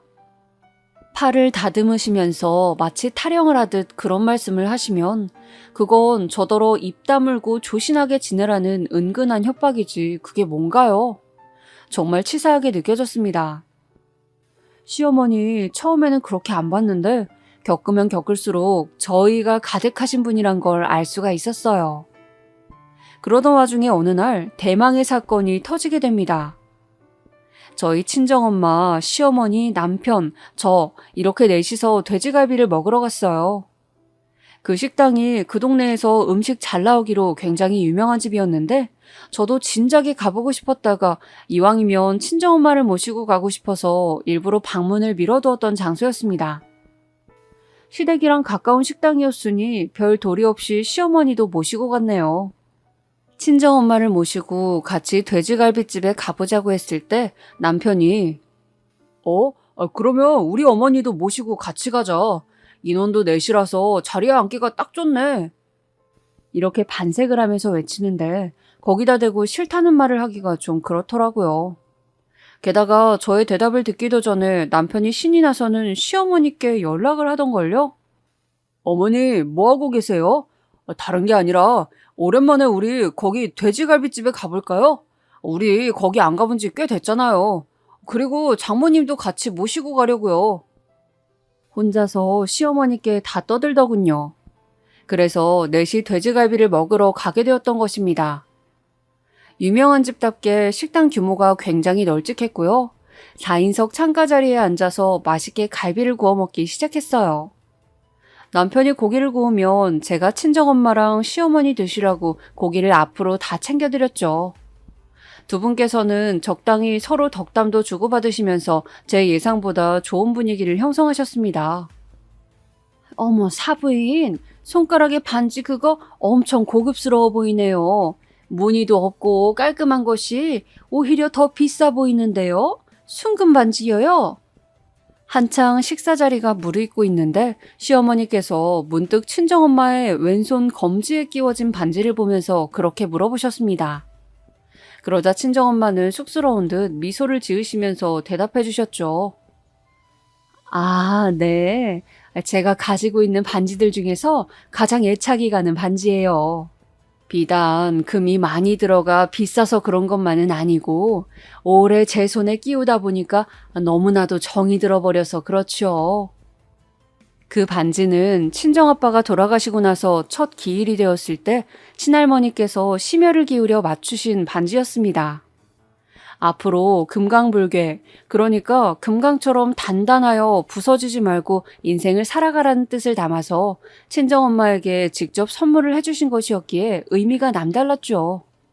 결혼반지는 안방에 귀중품함에 고이고이 모셔두고 친정엄마는 늘 그 금반지를 착용하고 다녔습니다.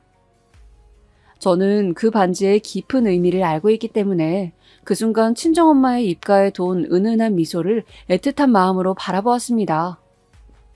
그런데 맞은편에 시어머니께서도 미소를 짓고 계신 게 보였죠.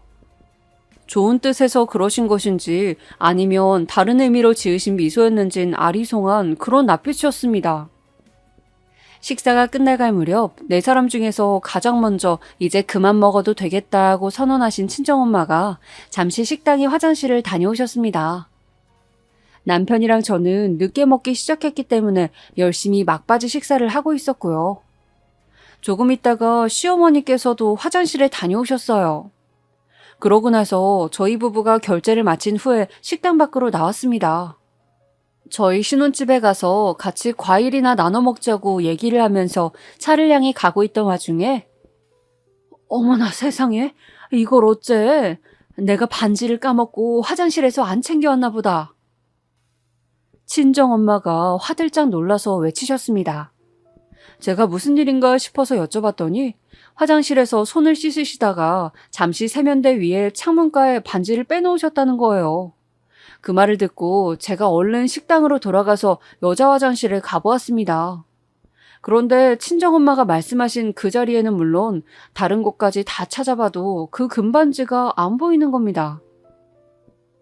설마 그 사이에 화장실에 들른 누가 창문 쪽을 보고선 반지를 훔쳐갔나? 어쨌든 큰일이었죠. 차로 가서 친정엄마한테 말씀드리니까 얼굴이 창백해져서는 바로 차에서 내리시더니 식당 화장실로 달려가셨습니다. 하지만 아무리 찾아봐도 그 반지는 보이지 않았죠. 거기 사장님께 CCTV를 확인할 수 있는지 여쭈어보았습니다.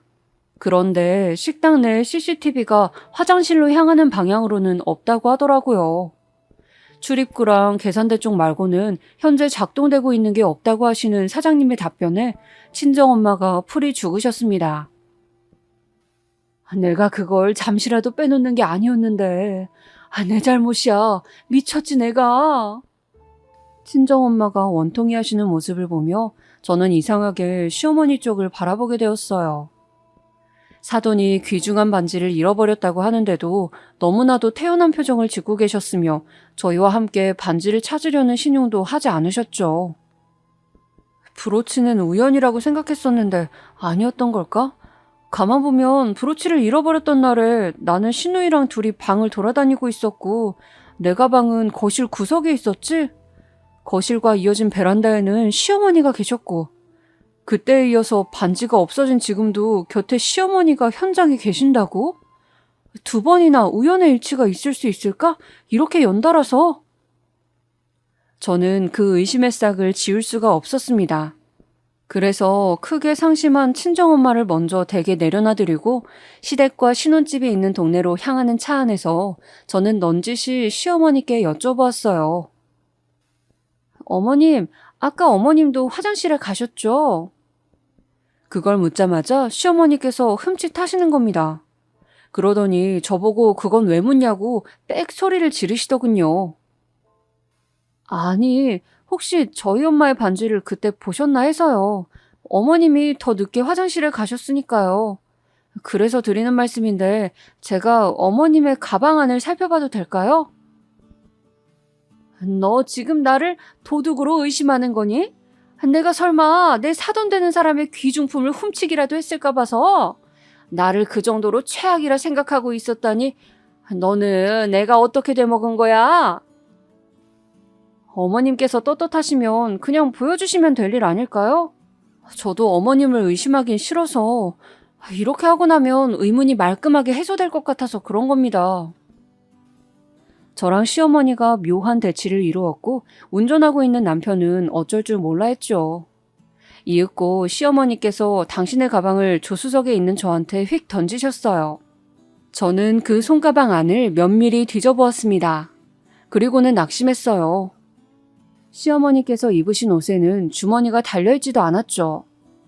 저는 입술을 꽉 깨물면서 시어머니께 가방을 돌려드린 후 정중하게 사과를 드렸습니다. 의심을 지우고 싶어서 그랬다고 변명을 드렸지만 시어머니께서는 저를 쌀쌀맞게 째려보신 후 차에서 내려 댁으로 들어가셨죠.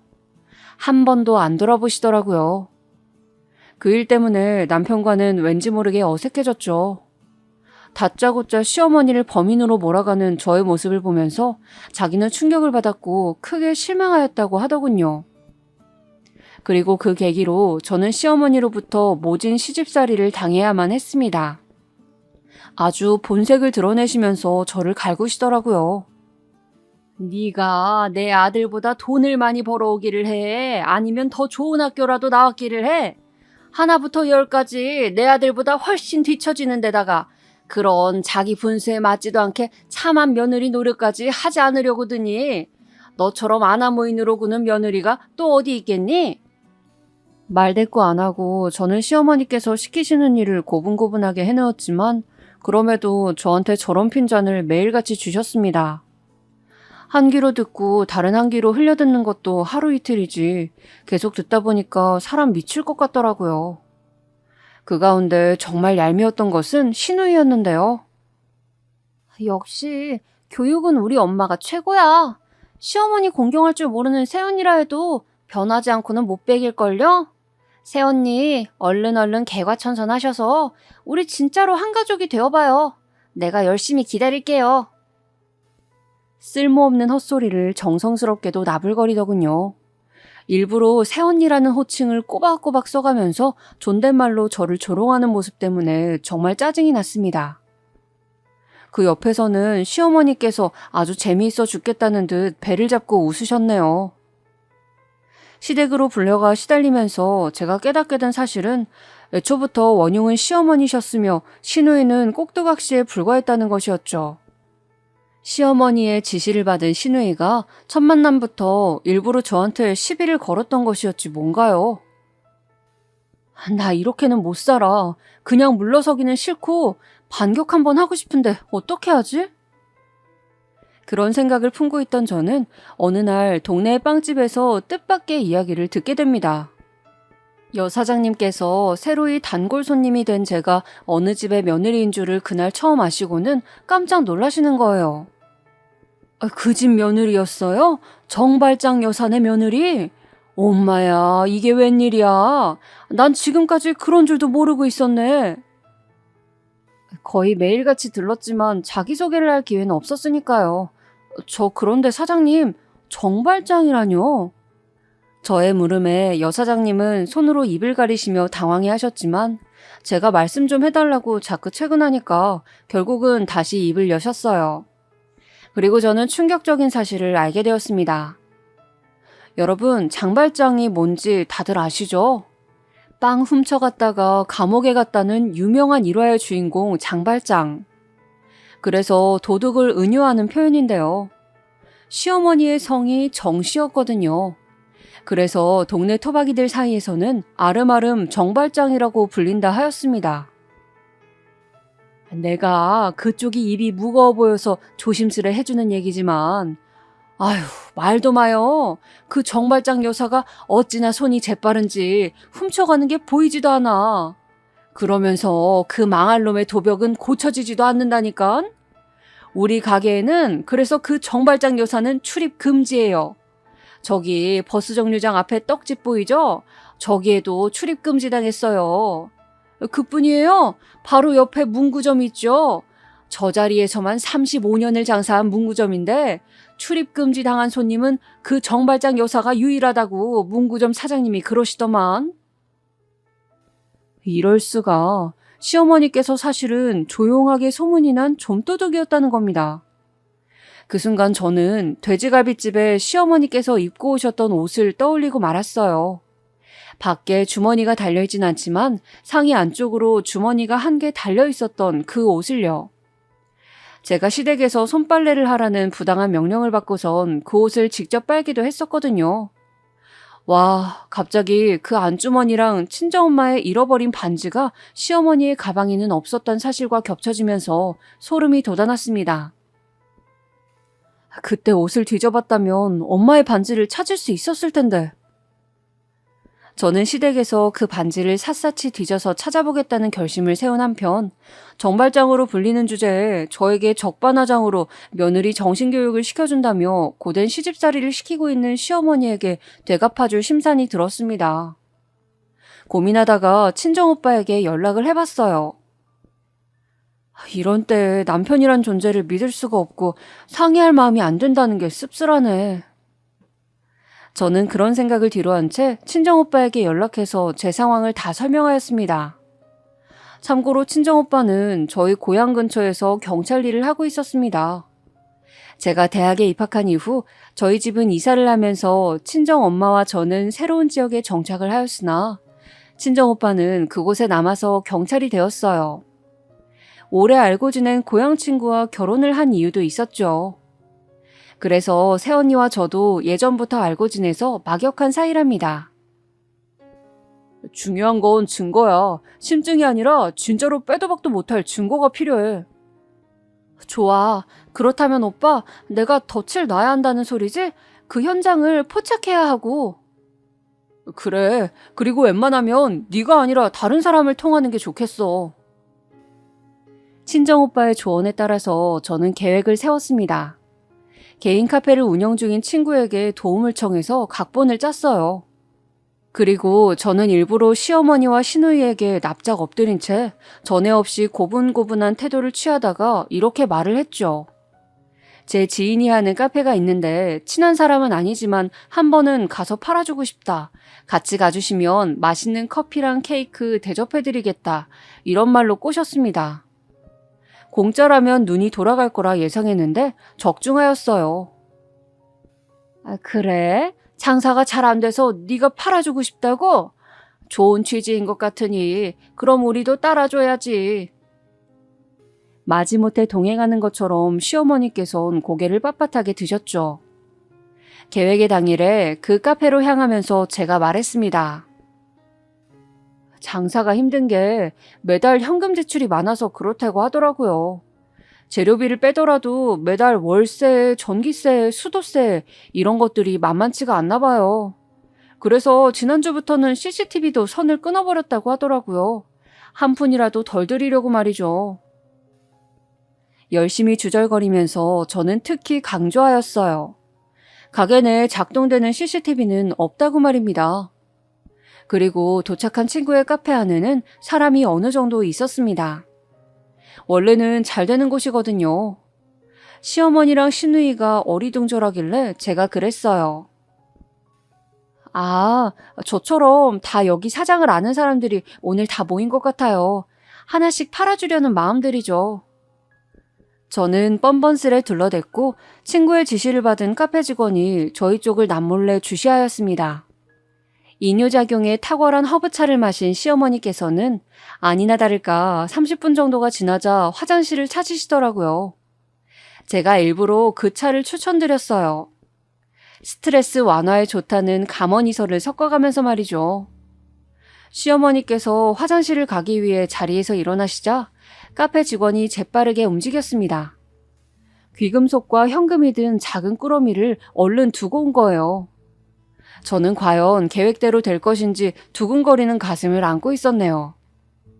잠시 후 시어머니는 화장실에 갔다가 자리로 돌아오셨고 슬쩍 제가 고개를 돌려보자 제 친구와 카페 직원이 저를 쳐다보며 미세하게 고개를 끄덕여 주었습니다. 됐구나. 성공했구나. 그때부터 저는 환호성을 부르고 싶은 걸 억누르며 표정 관리에 힘을 썼네요. 나흘 후 날씨 한번 화창한 오후에 남편에게서 연락을 받았어요. 어머니가 지금 경찰서에 계신데 나는 지금 일하는 중이라서 네가 대신 가서 무슨 일인지 좀 봐줘. 절도라는데 이 무슨 말도 안 되는 일이. 경찰에 절도 신고를 한 제 친구가 CCTV를 제출하였고 당연히 화면 속 절도 범죄자는 시어머니셨던 겁니다. 시어머니께서도 빼도 박도 못하는 증거 앞에서 차마 부정은 못하시고 엉뚱한 곳에 화살을 돌리셨어요. 여자 화장실에 카메라를 달아? 이거 큰 문제 아닌가? 당신 장사 접고 싶어? 화장실 안에 단 게 아니라 문 밖에 단 거예요. 바로 화장실 문 앞에 있던 인테리어 수납장. 거기 위에 중요한 걸 잠시 올려놨다가 깜빡했는데 손님께서 그걸 냉큼 훔쳐가신 거잖아요. 그 내용물을 확인하시자마자 바로 본인의 주머니 속에 넣어버리는 모습 감명 깊었습니다. 한두 푼 하는 것도 아니고 아주 고가의 귀금속과 현금 뭉치였습니다. 그러니 시어머니께서도 당장 눈이 돌아가신 거였고 사안의 중대성도 커진 것이었죠. 그럼에도 반성하는 태도 없이 침을 튀기면서 경찰들에게 삿대질까지 하셨던 시어머니는 끝내 구속까지 되셨습니다. 그 카페 사장, 네가 아는 사람이라며. 네가 거기 가자고 해서 이런 사달이 난 거라며. 네가 어떻게 좀 도와줄 순 없었어? 그 카페 사장을 네가 회유라도 해봤어야지. 그런데 남편은 계속 저를 탓하였습니다. 시어머니께서 그렇게 되시고 시누이는 주인 잃어버린 개마냥 시름시름 앓았는데 그 모습에 남편은 자기 가슴이 찢어진다고 하였습니다. 이미 콩깍지 다 벗겨져 있었던 저는 주저앉고 이혼을 선언하였어요. 남편은 자기가 이혼 선언을 당한 입장이 되었다는 것에 모욕감을 느낀다면서 헛소리를 늘어놓았습니다. 어쨌거나 결국 이혼이었죠. 저는 시댁의 시어머니 방에서 친정엄마의 금반지를 무사히 찾을 수 있었어요. 어디 있었던 줄 아세요? 시어머니께서 요실금 증세로 가끔 착용하셨던 성인용 기저귀 포장지 안에 들어있었어요. 이러니까 제가 앞만 뒤져봐도 못 찾았었던 거예요. 친정엄마에게 반지를 드리면서 저는 앞으로 정신 똑바로 차리고 더 나은 인생을 살겠노라고 약속을 드렸어요. 100%까지는 아니더라도 그 후로 한 80% 정도는 그 약속을 지키면서 살아온 것 같네요.